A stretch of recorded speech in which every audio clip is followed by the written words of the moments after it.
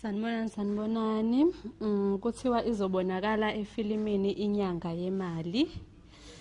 Izobonakala efilimini Maduze Inyanga yaseThekwini u-Andile Mzimba-Khalimali Dlamini. uMzimba-Khalimali uzodlala indawo yokuba yiBlesser efilimini ehlose ukufundisa intsha ngobungozi yokuthanda izinto.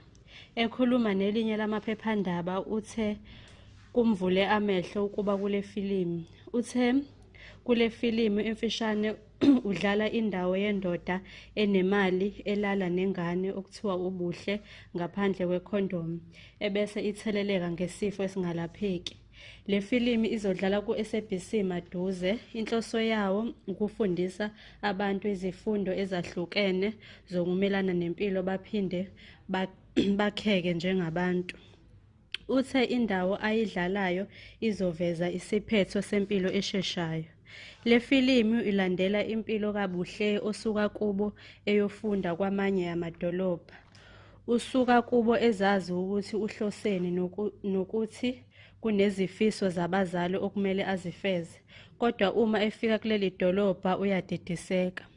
Le nyanga ayiqali ukubonakala kumafilimu. Wake wavela kwifilimu yaseThekwini iMlazi Gangster. Uthe usazimisele ngokuqhubeka nokulingisa aze abonakale nasemidlalweni efana noZalo edlala ku-SABC 1 kanye nakwiSibaya edlala kuMzansi Magic.